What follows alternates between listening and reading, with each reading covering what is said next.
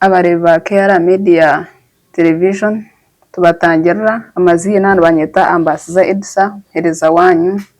ohereye kubasitya obuhereza ubukombe kihanga ukugera step itwatera nkaitwe nkeminyeto ninga audience so erizoba twabasa kuba ntabo umugisha munonga ugwamano gundkweto gwamani twabasa kuba ntayisa homuzere wetu senior UPDF officer kandi leader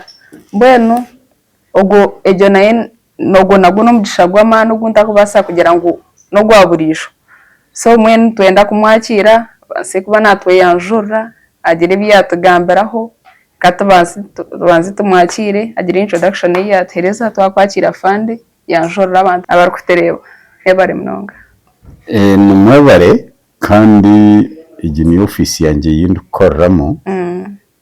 nibanyeta Major General Paul Muhanguzi ndi kamanda wa second division mbe nuko icyetengo cyanyu icyaba leta kwija kuntayahira nicyo ndikwetenga kumanya okutayaya ebirebi no tayaya oine ecyo rukugendera ninge ecyo rukuronda konkanywe nabatangerana mwabare kwija kututayayira kandi umwanshanga hanga simwa habu kiconco cy'amagara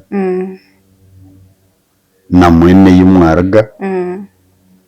mbe nija kwetenga kurorje mu rwanyu imwe cyetengo cyanyu nikiha icyo muri kwenda kumanyamo inge cyo muri kwetenga ngumbagambere ahabu kubatinkamanyire icyo mwandetera ninge cyo muri kwetenga ngumbagambere konkaga nubwo amazina ganye kuko nabagambira kandi iyi new division headquarter yitu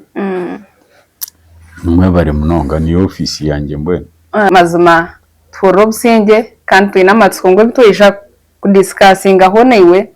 nabiza kukorga muje kandi nimanya ngo entande itware taninga yitwenda kwihamu neza ganyira abantu abakutereba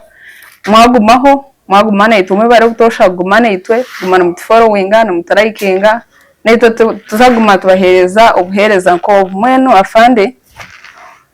hati hariho recruitment eri ongoing umbona ko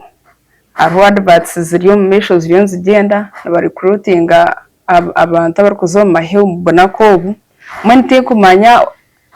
n'abantu ki abashimiye kubana na ba registeringa ninga na ba applyinga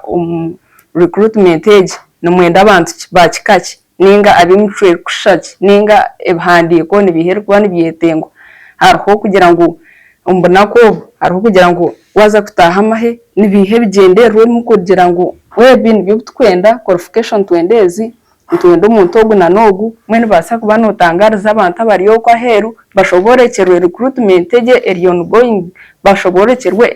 ekigenderwa cyayo ninga ebyo mu recruitment yabare munonga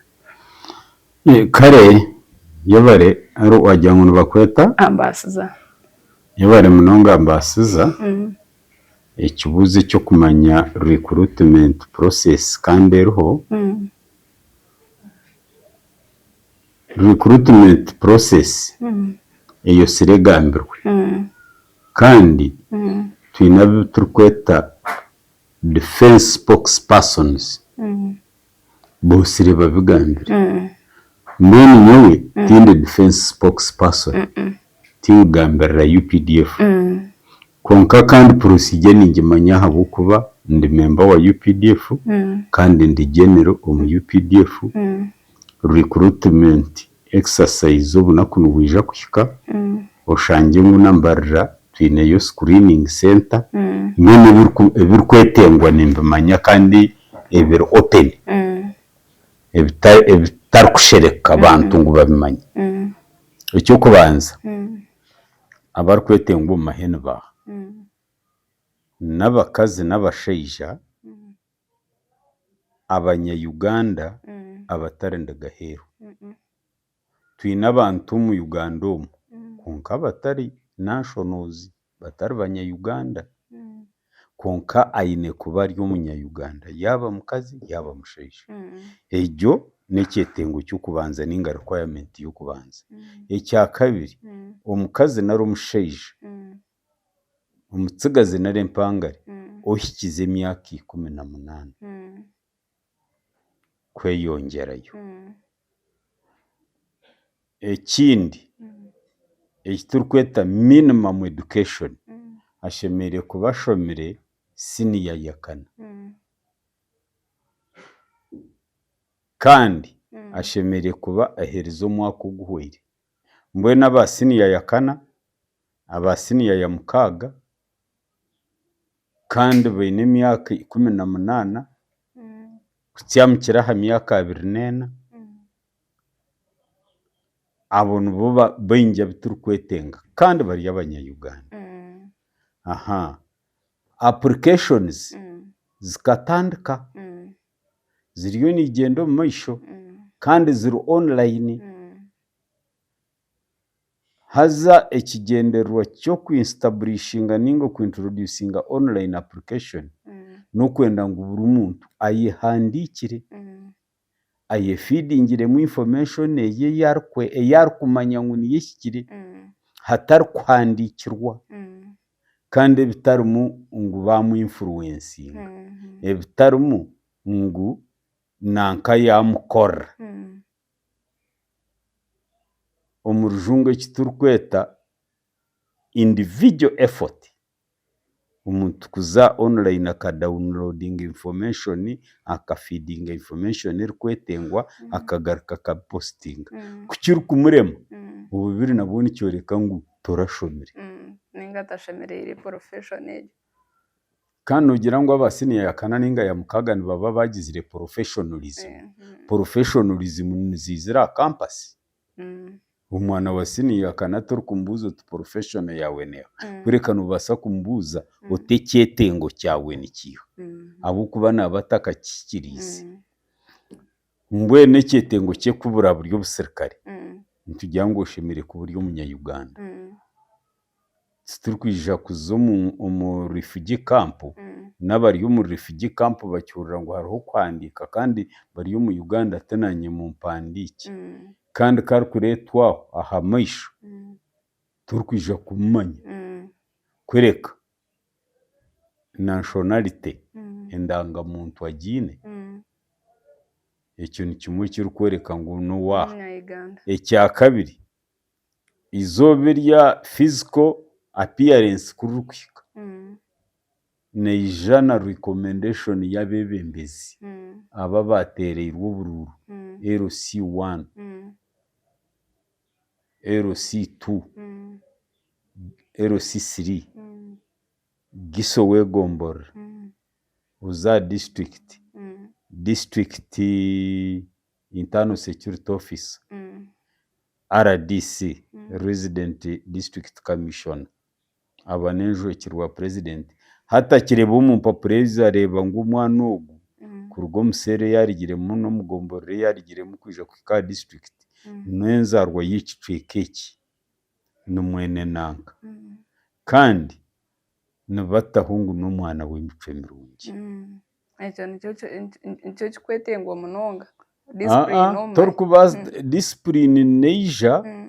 baheza kumanya ngu ori omunyayuganda, eija baheza kureeba ngu oshomire, eija baheza kumanya ngu eyi waruga noomanywa then byona nibigendera hamwe. Anshatu wa chairman oyihe stamp otaine emicwe mirungi kansho nogihayo nakyo nikiba kiyizire mbwenu ekyo nikyoreka ngu ori ow'ekicweka eki kandi emicwe yawe neikirizo ori omushoma chairman takuteraho stamp tahikire kuteraho stamp ahangi ebyo nibyo byabirebitsire amahe omu myaka y'enyuma kandi hati obu orikureeba abantu baingi nibagira ngu amahe hati gakaterera n'okufayo okuscreeninga ninga okucencura aba barikwenda kuza omu mahe. Emicwe mibi teshemeire kushunikwa kuza kusavinga omu national security forces. Emicwe mibi nebaasa kwiteeka y'omuntu nk'oku bagira ngu eka teitwa bworo eitwa okunyetsa kubi. Ogwo onyetsize abaana bafiire omutima tashemeire kubeyaka ngubu bufa mutuma babutomahe uje umushange mu office nkege yiwanshangamo ushange nsinzira mu ihangu konka kuwa kushanga umusinza heru woko numanya nko musinzi konka washanga nsinzira mu ihangu niyo mu office nkege numanya ngo igi institution efiri nuru kugebembera ha hindi unity yegefiri hatuvuka ijabya yahinduka mukare kampurira umwana wabari mu ishomero umwana wabere arema umuzeire we umwana wabare mestrek ushanga bajya ngo iwe zo mahe amahene ubwashemeye kubana gakugura gatebeka sobonko bwawe awa experience eri yoko mbwen hatuvuka ijabya yahinduka byagera ngo mwene obuhereza burya babuta ahari chairman LC1 kugira ngo wa achenjora abe namanya umuntu niyo shonga ngo kibabere bateire chairman bamuhereza ubushoborozo bwo kugira ngo arebe streka cyo umuntu waza kwa applying abe namanya mco ye namazima rugimwe zenyumaho bakaba na unsinga recruitment bategereza abantu bagenda beshuka kakeka barebo umutsigaza umurengwa w'ikifuba cyango uri kubasa kwirka munonga uri kubasa kugurika entambe ndengwa bamanya ngwogo nuwashikire kuzahi omahe konka ubiyagazamu okwakubere okutambira ihanga arita mbwenu hati NRM eginetandika ekiyabandizeho bakamanya ngo ihanga obutabanguko bukaba entangwe mpango yarigire aha basirikare batatendekirweje batacencwirwe mu kuzomahe batatendekirweje okubashemere kutwaza